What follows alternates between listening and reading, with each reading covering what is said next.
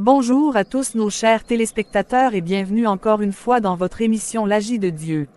Ici, nous partageons des vies transformées, des cœurs restaurés et des miracles qui témoignent de la fidélité du Seigneur.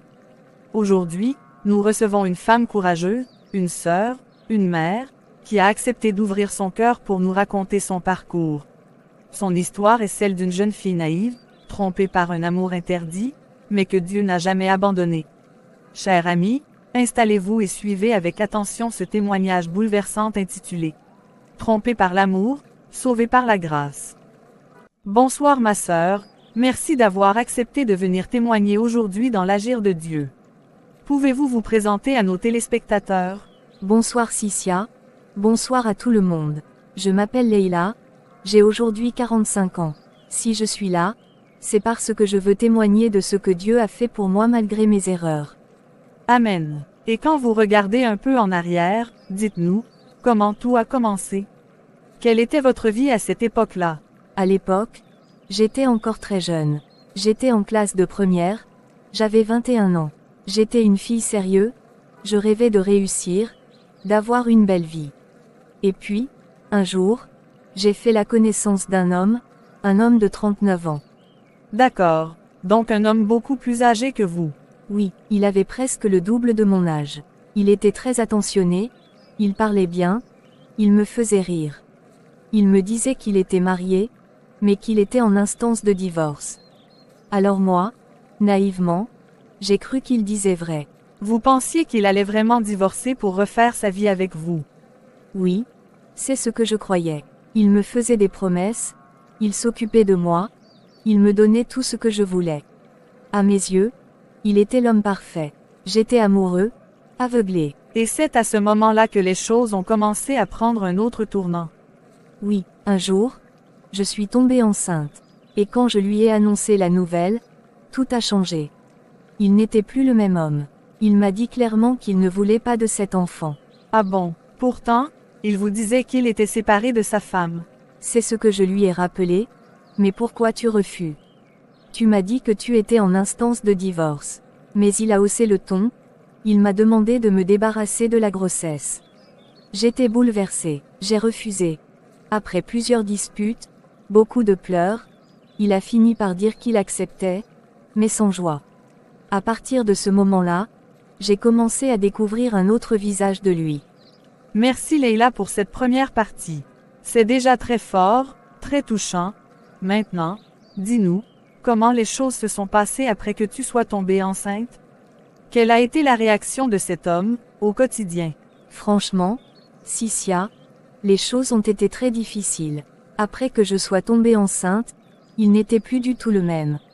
Il ne me téléphonait presque plus, il ne venait plus me voir. Je sentais que je le dérangeais.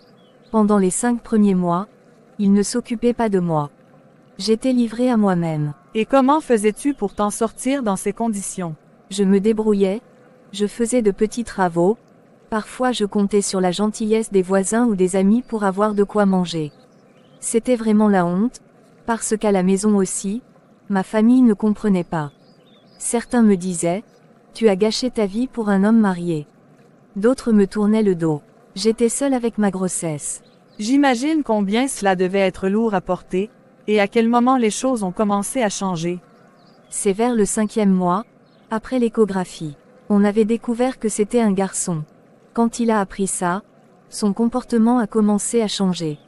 Il m'a rappelé, il venait me voir, il apportait un peu d'argent, des provisions. Je ne comprenais pas trop ce revirement, mais je savais qu'il avait déjà 2 filles avec son époux, et qu'il voulait absolument un fils. Alors, pour lui, cet enfant représentait quelque chose. Donc c'est à partir de ce moment qu'il s'est un peu réinvesti? Oui, exactement. Il a commencé à s'occuper de moi, à être présent aux rendez-vous médicaux, à payer mes médicaments. Et le jour de l'accouchement, tout s'est bien passé, par la grâce de Dieu. Il était heureux, il souriait, il m'a même remercié d'avoir gardé l'enfant. J'étais soulagée, je me disais, enfin, les choses vont mieux. Et après la naissance, comment se sont déroulées les années suivantes? Au début, tout allait bien. Il venait voir son fils régulièrement, il s'occupait de lui, Il payait l'école, les vêtements, tout ce qu'il fallait. L'enfant était beau, plein de vie. Mais à partir de ses 7 ans, tout a commencé à changer. Cet enfant est devenu très difficile. Il était nerveux, colérique, désobéissant. À l'école, les professeurs se plaignaient sans cesse. À la maison, je n'avais plus de paix. Il répondait, cassait les chevaux, s'enfuyait parfois sans dire où il allait. J'étais dépassée. J'avais beau le corriger, le conseiller, rien n'y faisait. Est-ce que son père intervenait dans cette situation? Non, il s'était déjà éloigné à nouveau. Quand les choses ont commencé à se compliquer, il a pris ses distances. Il disait que l'enfant me ressemblait trop, que je devais m'en occuper seule. C'était dur. J'étais épuisée moralement, physiquement. J'ai commencé à me demander si cet enfant n'était pas une punition, tellement je n'arrivais plus à le gérer, oui, parce que quelque part, je sentais qu'il y avait une raison à tout cela. Mais je n'en voyais pas encore le sens, je ne savais pas encore que Dieu allait se servir même de cette souffrance pour me ramener à lui. Alors Leila, tu disais que quand ton fils a eu 7 ans, les choses sont devenues encore plus compliquées. Peux-tu nous en dire un peu plus? Oui, Sissia, quand mon fils a eu 7 ans, c'était devenu insupportable. Je ne le reconnaissais plus. Il avait commencé à voler de l'argent à la maison. Il se battait souvent avec les enfants du quartier, il mentait, il n'écoutait rien de ce que je disais. Je recevais sans cesse des plaintes de l'école, des voisins, c'était la honte, la douleur, la fatigue. Parfois, je m'enfermais pour pleurer. Je demandais à Dieu, pourquoi, Seigneur, pourquoi cet enfant est-il ainsi? Est-ce à cause de moi? Est-ce le fruit de mon erreur passée? J'étais à bout, je ne savais plus quoi faire. Et c'est à ce moment-là que Dieu va te visiter d'une manière particulière, n'est-ce pas? Oui, c'était justement un mois d'octobre, comme celui-ci, le mois du rosaire. Un jour, alors que j'étais assise devant la maison, une femme du quartier, une tante que tout le monde respectait, est venue me voir. Elle m'a dit, « Ma fille, je te vois fatiguée. Ton visage parle, donne ton fardeau à la mère de notre Seigneur Jésus. Moi, je suis catholique. Viens, je vais te présenter à maman Marie. » Au début, je ne comprenais pas trop ce qu'elle voulait dire, mais elle m'a expliqué avec douceur. Ce n'est pas elle qui agit, mais c'est elle qui intercède. Elle porte ton cri à son fils Jésus. Et lui, il agit. Quelle belle parole, et qu'as-tu ressenti à ce moment-là? Une paix que je n'avais pas ressentie depuis longtemps. Alors, je l'ai suivie. Elle m'a emmenée à la chapelle du quartier. Ce jour-là, il y avait le chapelet du mois d'octobre. J'ai pris place au fond, j'ai écouté, j'ai regardé les gens prier. Et pour la première fois, j'ai parlé à Marie comme à une mère. J'ai dit, « Maman, je ne sais plus quoi faire. Cet enfant m'échappe. Intercède auprès de ton fils pour moi. » J'ai pleuré, longtemps, et à la fin de la prière, je suis rentrée chez moi avec un cœur léger. Et après ce moment-là, as-tu vu un changement?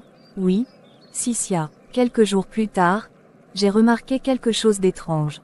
Mon fils, qui d'habitude criait pour tout, s'était calmé. Il venait me parler doucement, il m'a même demandé pardon. J'étais étonnée. Petit à petit, il a commencé à changer. Il ne volait plus, il allait à l'école sans se battre, il priait même avec moi le soir. C'était un miracle.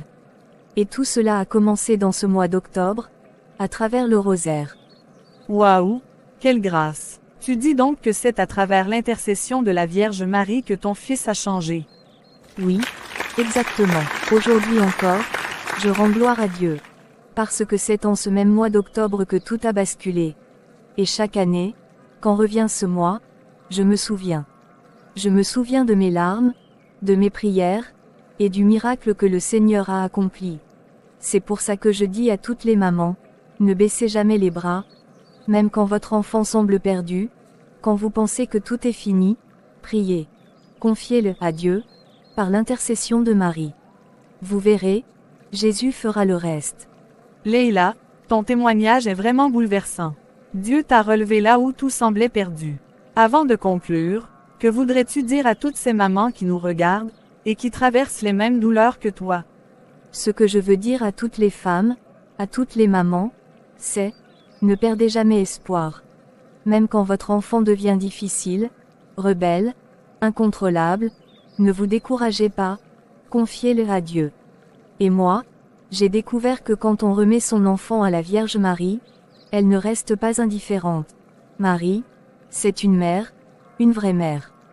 Elle comprend nos douleurs, nos larmes, nos fatigues. Alors, priez le chapelet, confiez-lui vos enfants, même ceux qui semblent perdus. Parce que par son intercession, Jésus agit toujours. Et surtout, mes sœurs, gardez la foi. Dieu est capable de changer n'importe quelle situation. Merci beaucoup, Leila. Tes paroles sont profondes et pleines de foi. Et moi, j'aimerais dire quelque chose à toutes nos sœurs qui nous écoutent. Femmes, jeunes filles, ne laissez jamais un amour interdit détruire votre avenir. Ne vous engagez pas avec un homme marié, car derrière le plaisir du moment se cache souvent la souffrance. Attendez le temps de Dieu.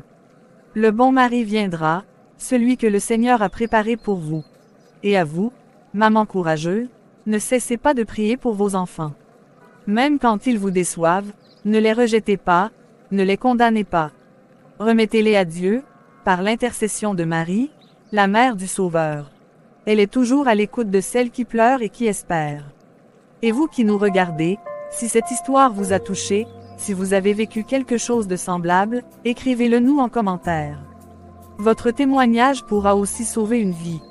N'oubliez pas de liker, de partager cette vidéo autour de vous, et surtout de vous abonner à notre chaîne L'Agir de Dieu pour que nous puissions atteindre les 1000 abonnés et continuer à propager ces messages d'espérance et de foi. Merci à toi, Leila, pour ton courage et ta sincérité. Que Dieu te bénisse, toi et ton fils.